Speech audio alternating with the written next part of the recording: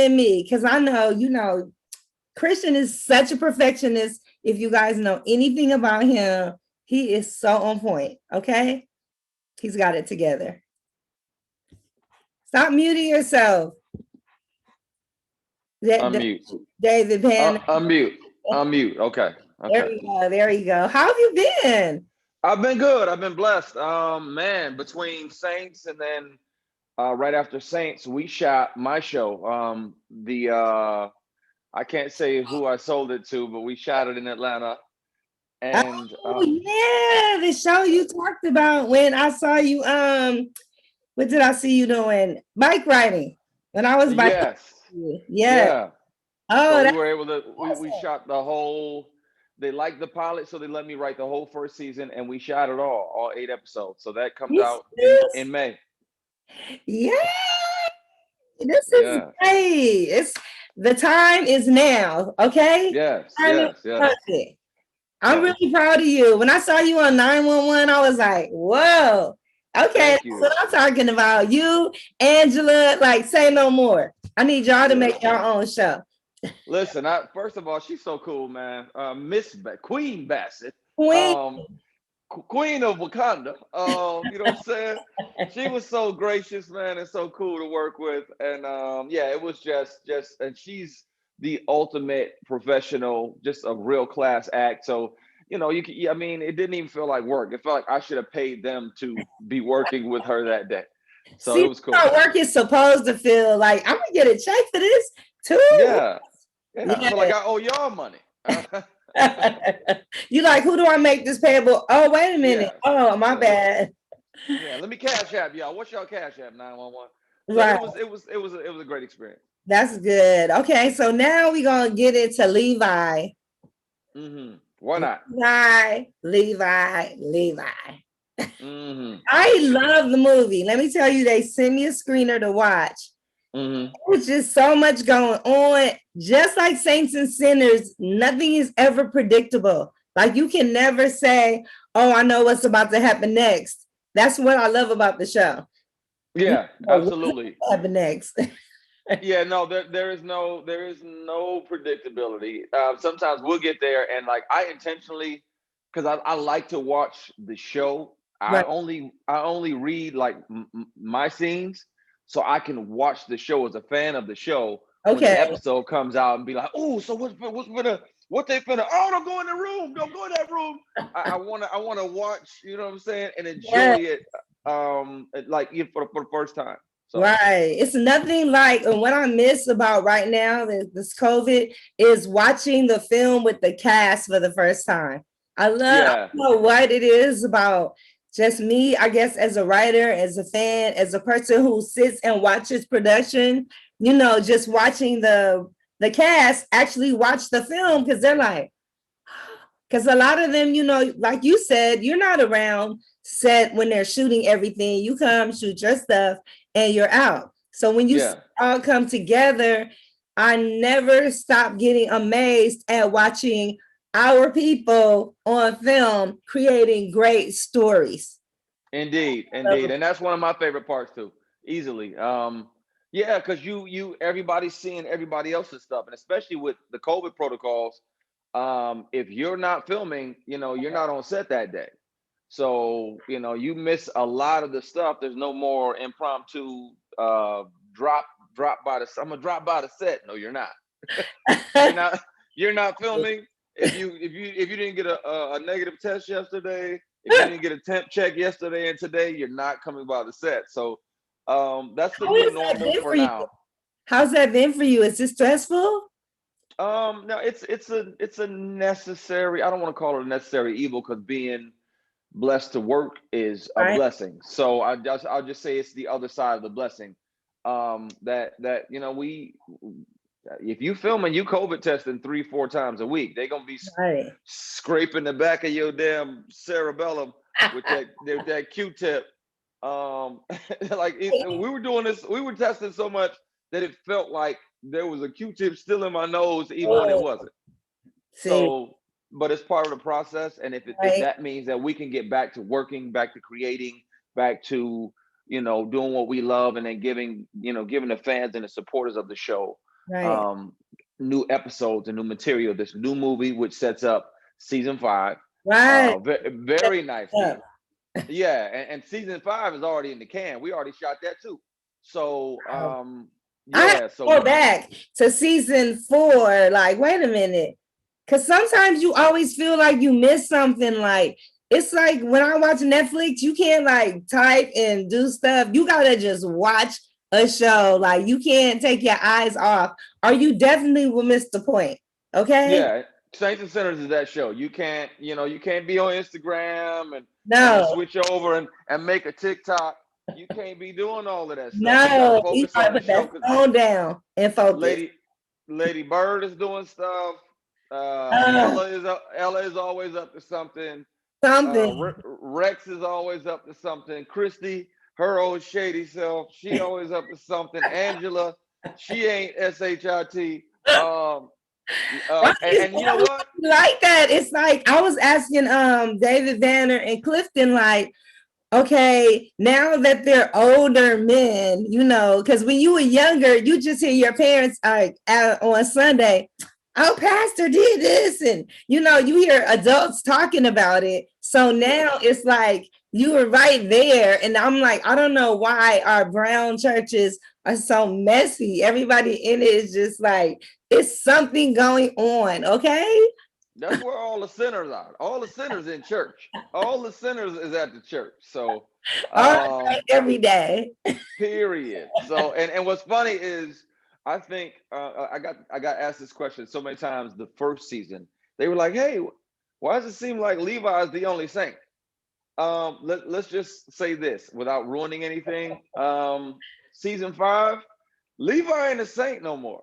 So, and I'm gonna leave it at that. Levi is no longer a saint. I don't know how many saints are on the show still at this point. I Right. know it's hella sinners. It's a lot of sinners on They're the gonna have to show drop now. that aim. Yeah. Just call it sinners. Just season 5 should be called sinners.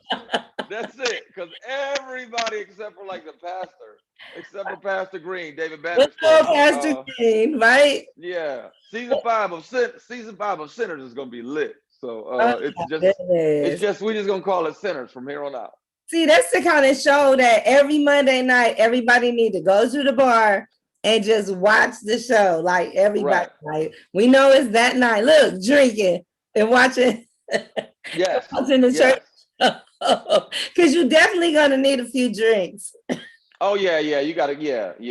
And I gotta figure out how I'm gonna do that because I usually go live on Sunday.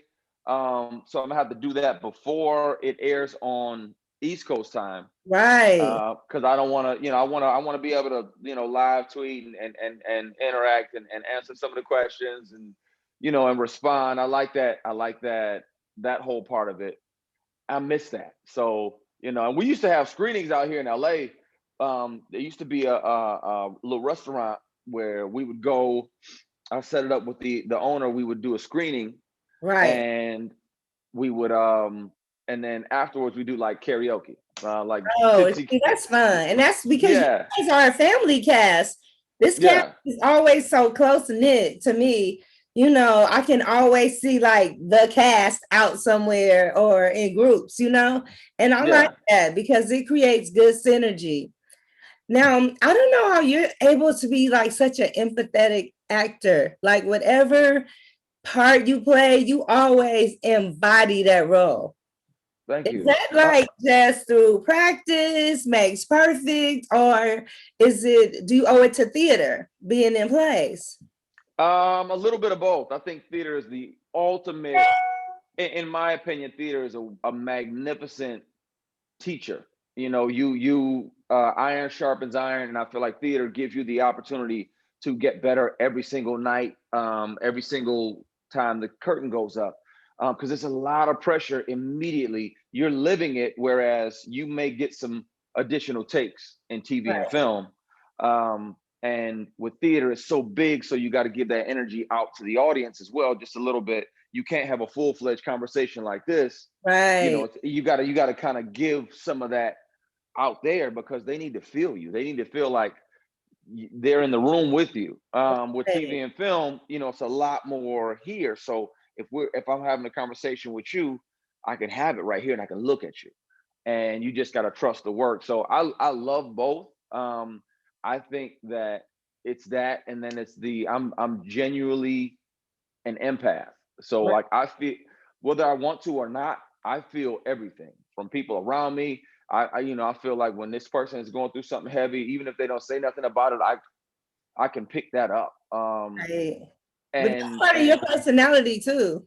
In real life, you were very cautious. Like that was one of the first things I noticed about you. Like you pay attention to everything going on around you. I'm like, I watch people. It's that, and that's also my ADD. Okay, is that it? Yeah. Oh yeah. I'm as a kid I was ADHD, and as an adult I still deal with components of attention deficit disorder. So my brain will be all over the place at the same time. Like I'm talking to you, but without looking directly at them, I saw the birds fly by outside, and the helicopter just went that way. And like I don't mean to pick up on these things, but it's just the way that I'm wired. So it's a blessing as a creative, but it's something that I have to kind of I got to reel it in sometimes. Like, hey, focus on what we're doing right here. So. Yeah, that's good though. It's good because it doesn't stop you from honing in on that character though. Because once you're in motion, when they're like, like you are greenlit right there, and now it's no more none of this peripheral vision. There you are. Okay. Yeah. I've been watching you over the years, Christian. Like what, 12 years now? When did you start? Well, it was the plays before Let's Stay Together. It was so it's been a quality 20 years. It has been. But I'm here for it because it's to still be thriving is a blessing. To still, and then now to 20 years younger, you still look the same age. Except you got a little bulky, like you know, you. Well, yeah, we got I got a superhero role coming. I feel it, superhero or supervillain. But and I've been focusing on that for a while, so I want to make sure that when I do book it, you know, I don't have to do a whole lot of physical construction. That I'm already in that shape, but also ready chop wise, and also ready intellectually and spiritually. Just you know, leaning into it. But I'm calling on the universe for that. So when I do book that, and when I do start shooting that, and when I do call you up and be like, hey, yo, Jonelle, guess what? Guess what I'm shooting. So I will not be surprised at all. I will not be surprised because it seems like you've had everything that's coming to you. It's coming like left, right. I'm like, and I love it because you deserve all of it. You've worked really hard over the years. You've kept focused. You know, you're a good dad, and you've always kept the balance, you know, with your son, checking on him. I see you make the little phone call. Oh, it's time for me to pray with my son. Let me step away for a minute. You know, I always love that about you because you don't see that often. I'm listening. Well, we don't show it enough either, though. There's a lot of good dads out there, especially Black fathers. They act like we're unicorns, and we're not. We exist. You know, the reason when I'm tired, the reason I can keep grinding is because in large part of my son. You know, he's my battery pack. That's my lithium battery. Does he want to act now? Does he want to be an actor? I want him to go to college. But so he literally just graduated. And I'm super proud of him. He's an amazing young man. He graduated last year? No, he graduated last week. Oh, are you serious? Because of COVID, he could finish up basically as soon as he finished up his required credits. Nice. He graduated and was able to walk last week. So it was amazing. I was huge proud dad moment. I know. I can't believe that. Because he was trying to get him to pick a school now. Yeah. He was 10. Actually, he was younger than 10 when I met him. Yeah. I cannot believe. So I didn't realize our sons are the same age. My son, 17. Yeah, Christian is my size almost. With the hair, he's my height. He got the little fro, but with the hair included, he's my height. So he's a great kid. I want him to do whatever he wants to do. I didn't want to force acting on him because then he would resent it, and then he would resent me. And I Right. didn't want that. So, Right. you know, you got to let them find their way. He's passionate about music. He's got a great voice. He can sing and dance and all of that stuff. He Oh wants to my pursue goodness. some of that. But also, you know, he loves video games and software. So I'm like, hey, so listen, let me give you the game. The game is go learn how to design your own games. Give Right. us some black owned um There you uh go. uh you know, Minecraft, and give us some black owned Call of Duties, and Yep. you know, create it. You create it, that way you own it, because when it sells 40, 50 million copies around the world, you get Right. a piece of every one of those. That's Right. generational wealth. So I'm trying to you know, give him the game on the professional side now. But he's a great kid, man. I'm super proud. Great young man. I'm super proud of him. That's good. That's good. We're all proud of him. We're proud of both of you guys. Thank you. So, how do you deal with all the ladies in the cast? So many emotions, so many, just everything.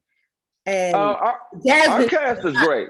your cast is great. And you two actually do really well together acting. Because I know Jasmine is a great actress, in my opinion, because she embodies the roles herself. I've seen her grow. Mm-hmm. But you two together, like there was a scene in the movie where I saw that chemistry. You know what I mean? At first, when she was like, "Oh, my friend," but I was like, "Oh, wait a minute now." Yeah, no, I mean, Give them she's much a away. consummate. Jasmine is a consummate professional. I am too, and it's contrary to popular belief. It is really easy to show up and work with beautiful people and not date them in real life. You know, Right. you can just show up and just do your job. Yes, she's attractive. Yes, there are beautiful people on set, but also we got a job to do. And Yeah. to be honest, you know, sometimes that does work out. Sometimes you do get like an on-set chemistry and on-set, you know, romance or whatever. I try to avoid that, because when it happens, it could be really good. Right. You Right. know, it could be, if it when it's during the good moments, it could be really good. That trailer could be rocking, you know, Right. but but Then, when it's not, then, yeah, but when it's not, it could be really bad, and you ain't gonna want to work with each other and this, that, and the other. So I yeah. just in general try to avoid that. Now, if I build a relationship, friendship, or anything romantic with somebody offset when we're not filming, that's something else. Right. But you know, while we're working, I try not to, you know, engage in any of that, just because it keeps things cleaner and less messy. But yeah, I mean, there's a With a lot lot of, of actors, and I'm like, don't do it. Because it yeah, makes my job like harder. yeah, You know, sometimes we have to put out fires. So it's yeah, just like, just do the work. Just do the work. Like this is what we want you to do. But yeah. you know, it can work out, it could be beautiful. That's what I missed about you not being with David and Clifton, because I said I noticed the one thing all three of you guys had in common is that you were single. Hmm. I said single, and Clifton was like, no. Don't do. Cannot say I am single on here. I will be in trouble. I said, okay, I mean not married. And then David was like, yeah, because you know he don't like to talk about that. He always says that he wants to be the man that women want to marry.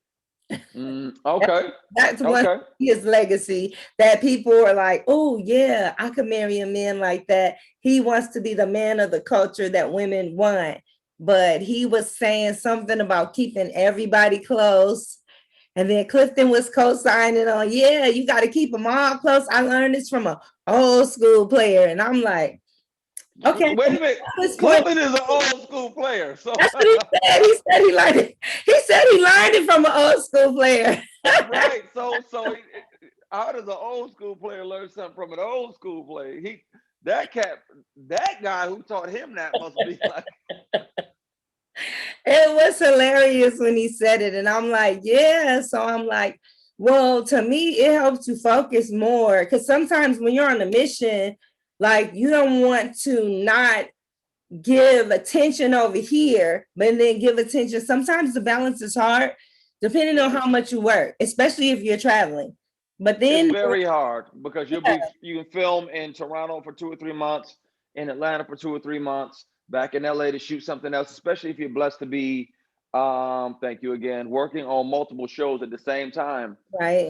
You're all over the place. And that's a lot to ask of a woman to sign up for and to be understanding with. The right one will. Right.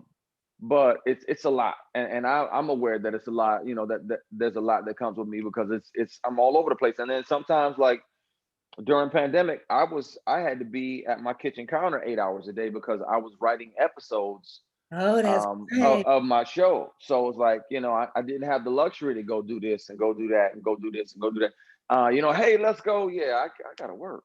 I have Right. work to do. I'm gonna be at the office. I'm gonna be right here typing all damn day because I have this blessing that just fell into my lap. Right. It's rare to sell a TV show, a creative TV show, and sell it. It's even more rare that you do that and they like your pilot and accept your pilot. It's even more rare that they're like, hey, oh, by the way, we're in pandemic. So, write the first season. So all of that lined up, big fella did that. And yeah, so it's there's a lot that comes with me, in regards to professional and obligations. So it's dating is not easy. It's You should build up that retirement plan. I get it. Yeah, I wanna get it situated to where I can write and create shows for myself and other people. I can work on other people's great projects and everything in between.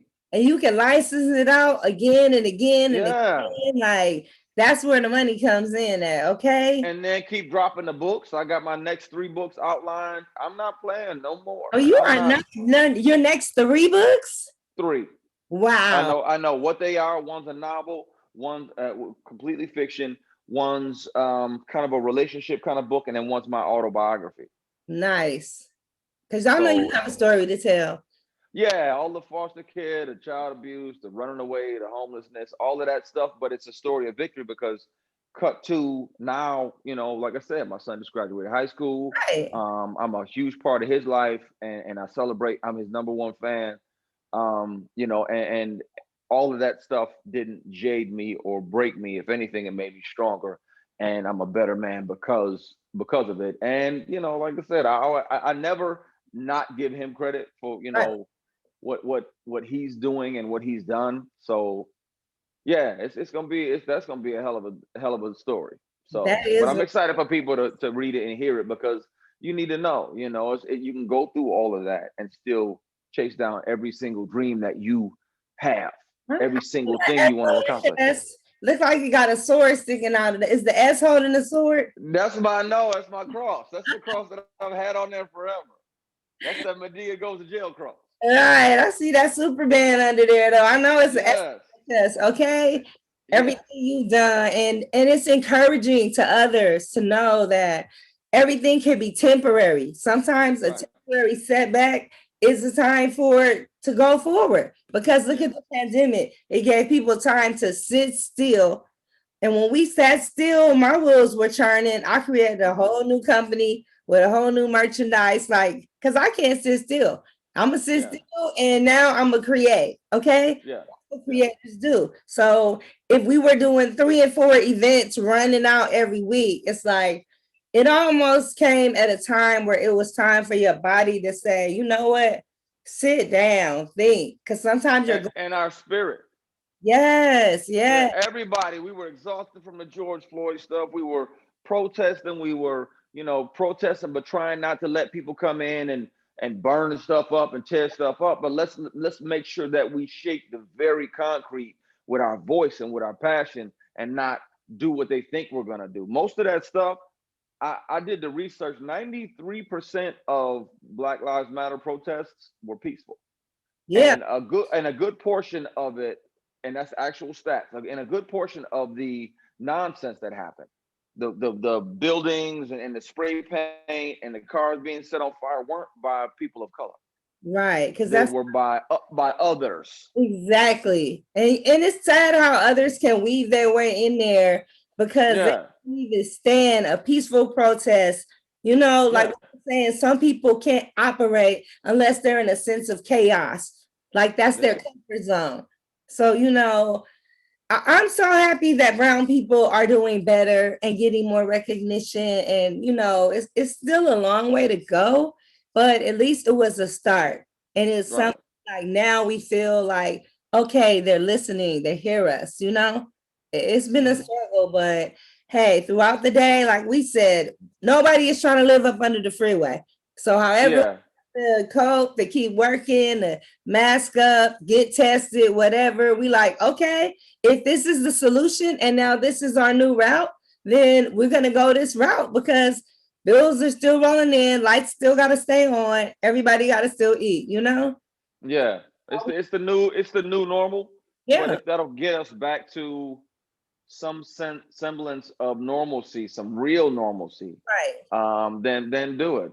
You know, I don't love wearing this mask every damn day, but I put it on because if it helps stop the spread, and thankfully, thank God, I haven't, you know, gotten COVID, and I'm gonna try to keep it that way. But you know, I'm also young and healthy, and you know, I don't want to find out, but I think my body could handle a little better than, let's say, an infant or somebody elderly, and I don't want to be around somebody and be the reason that they get sick and they don't make it. Like, that'd be terrible. So we all got to do our part, so that way we can get back to, like, Australia. I was watching yesterday. I was watching on the news on SportsCenter. They had something go, a soccer game or something, and there were people in the stands without masks on because Australia only had 11 new cases yesterday. Are you serious? 11? 11. 1-1. Wow. Yes. And whereas here in America, we probably had 50,000 new cases in the country because people out here just doing whatever the hell they want. They going to concerts and nightclubs, and Atlanta wide open. Atlanta wide open. They're like, what? Yeah, not even masks. Like, you got to wear a mask into the place, but then you can take it off once you're sitting down. Like Corona don't. Like Corona don't sit down. Coronavirus don't sit down. You know, sit down. Like temperature, mask, temperature check. Okay, thank you. 2 steps in. Boom. Yeah, boom. Out of here. You're up in Magic City with no mask on. Chicken wings and Corona. Yeah, nah, man. Maybe the people in Atlanta are building an immune system up so that they could just weather the storm. That's what I tell. In LA. I'll give you that. That's a nice cleanup. You're definitely in PR. Yeah, because that's a nice political. You know, all that smoke and the nightclubs. I had a client and he opened up 4 new hookah lounges, hemp lounges though, not just any old lounge. In 2020, they opened 7 days a week from 2 a.m. 2 in the afternoon to 4 in the morning. Oh, and wow. Like, wow. Like, and they're probably thriving. They're probably doing good business. And I was like, wow, I guess somebody had to take one for the team. Like, yes, I don't know. I love life. I want to see my son walk across whatever little stage they try to pop up or whatever, you know. Yeah, it's going to be like a little Zoom stage. It's going to be like it's going to be like parents going to have to wait outside. And then your kid go in his cap and gown, and then you go in and social distance, and then they call his name. He walk across the stage. You get your pictures, your video, and you get the hell on out. And then the next parent go in with their kid. That's what it's gonna be for a while. All kinds of suggestions for how they could do the drive-in. You know, like at the drive-in theater at the Georgia World Congress Center, it holds 500 cars. Pull up, and then they know the names of the people. They're like, "Okay, Miss Witt, okay." Mm-hmm. I'm like, no, and then I really wish, especially out here, that I owned a property that I could have converted into a drive-in movie theater, because that would be the move. This is the move for somebody that's already got the machine behind them, like AMC or Regal Theater or somebody. Drop an app, you download the app, you go to their drive-in, and through the Bluetooth app, you can listen to the movie while you watch it. You don't need the drive-in thing on your car. You don't got to roll your windows down. You got the app. You run it right through your joint right there, and you winning. And I think that would win out here in LA. People would pull up. They will pull up, and all the Walmarts are open to leasing out their parking lots. All the Walmarts, and the pop-up screen is nothing to rent. You know. Yeah. So at least we know there's alternatives. We just got to put it in motion and own it. We need to trademark it. Yeah, something. I'm telling you that's a and drop that app right there so you can listen to it through Bluetooth so you can crisply hear the movie. That's a perfect. And then it's drive-in, so you can bring in all the snacks you want. I ain't even got to sneak in my snacks. I can just put them in the bag. A whole foot-long Subway sandwich, everything. But all the little food trucks are gonna try to get in, and then That's smart. Everybody getting in the food truck line. But it's like still you could just go on the app, order it online, put what you're in, and that person could do a runner to the car. Yeah, like exactly. All kinds of ways to make this. It's doable. It's doable, at least until we get back to normal, until we get these numbers under control. Because when there's no new cases popping up, then like if no one is sick, then they're not affecting and infecting other people, and we can get back to actually going places and doing things. But that's not going to happen until people take it serious, until the anti-maskers start wearing their damn masks. I don't like it either, but I work out in a mask, so when I go to the gym, I got my my mask on. Right. Now let me ask you, you're in Los Angeles, so you're done filming season 5 already. You guys filmed from August to when? To August to November almost. We filmed season 5 and the movie that's coming out this weekend. I did that quietly. Oh yeah, well we had to, and like I said, there was no impromptu. They know, hey y'all, let's go to set. Let's go to no. I was like, no. What's up? He was like, what? Yeah. No. Yeah. No. You can't smuggle me. He said, sorry, sis, I can't smuggle. Nobody else said you could get tested and you could come. And he was like, yeah, no, actually you can't. Yeah, they didn't listen. They and when we did have like one of the crew got a positive test, they shut the test the set down for a week, and everybody had to do 3 tests or something like that. Pass 3 tests before we were able to come back. But they swirled and bounced. They did a really good job of taking it seriously and having a thorough protocol. And like we got tested so much, I knew the people to go to. Like, okay, she heavy-handed. She gonna stab me in the brain. I ain't going to her. I'm gonna go to you, her. She really nice, and she careful with it. So we got tested so much. We knew the people. We knew who was good, who was aggressive, who was strong, who was gonna be like, be still. Right. And so yeah, they did a good job of handling it. Yeah. Oh, that's the worst feeling. Yeah. Never get used to it, but you just gotta brace yourself and do it, right? Yeah, you just gotta deal with it. But I hope everybody tunes in because the movie is gonna be fire, and you need the film because it sets up season 5 perfectly. So the movie picks up at the end of season 4. The movie is like Judgment Day is like season 4.5. It's right. It's like it picks up at the end of 4 and it sets up 5 perfectly. So you know exactly what you're walking into with 5, and it's so much going on. It is so much going on. It was really, really good. So I'm spreading the word. I'm gonna make sure I'm gonna put this video up on the Rolling Out website. I am going to make sure it's on iHeart, the audio, on iTunes, on Apple Podcasts, Spotify, so that everybody knows, go see this film. Okay? Yes, pull up Judgment Day on Valentine's Day. That's crazy. Day. That's what you're gonna do, single ladies like me. Yes. Just watch the movie and get our little snacks. And Publix, all the grocery stores got balloons galore. The dollar store, ladies, get you a good bottle of wine, not from the dollar store though, but get you a good bottle of wine. But you don't want to. I don't trust wine from the dollar store. I don't trust that. Balloons, nah. Yeah, no. You setting yourself up for failure. No, go to the package store, the liquor store in LA, the gas station in LA. Yeah, they sell liquor everywhere. But yes, pull up, watch this.